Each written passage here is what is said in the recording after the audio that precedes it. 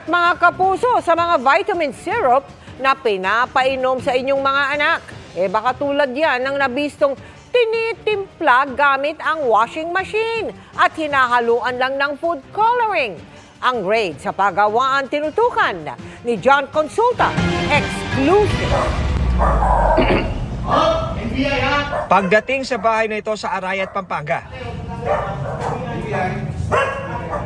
Dito lang po. Dito lang po. NBI po, magandang umaga po.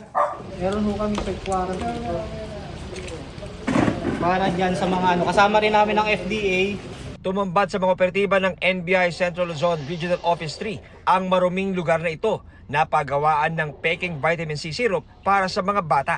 Huli rin sa akto ang pagre-repack ng mga gamot na hindi rehistrado sa Food and Drug Administration o FDA.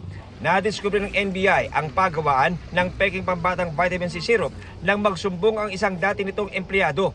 Kabilang sa kinumpiska ng mga otoridad ang isang washing machine. Ang isa sa mga ikinagulat ng mga ahenteng ng raid ay yung kanilang nadiskubre na yung mga raw materials na yon, asukal, food coloring at food flavoring ay dito lang pala sa washing machine na ito inihahalo ng grupo. Lahat ito sinilalagay, washing machine para mag-mix, magsama-sama, saka naman nila ipinapasok sa mga bote tulad nito. Ayon sa NBI ay umaabot daw na bukod nga dito sa may bahagi ng Central Luzon at Metro Manila ay nakakarating pa ang kanilang mga counterfeit na mga vitamin C na ito na mga syrup sa mga probinsya sa Visayas at Mindanao. Napaka-unsanitary itong ginagawa nila. Unregistered ang mga contents nito, mga flavoring lang, color flavoring, asukal, yun lang. Walang vitamina talagang nakukuha rito. Ito, pambata pa. Siyempre, ang bata madaling magkasakit.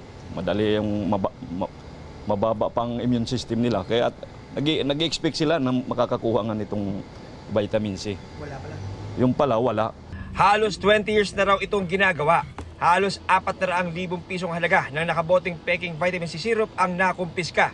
Isa ang inaresto, ang pinakamay-ari ng pagawaan na sinisika pa rin namin makunan ng pahayag. Nung una, kinopya nila dun sa original na gumagawa talaga ng registered vitamin C.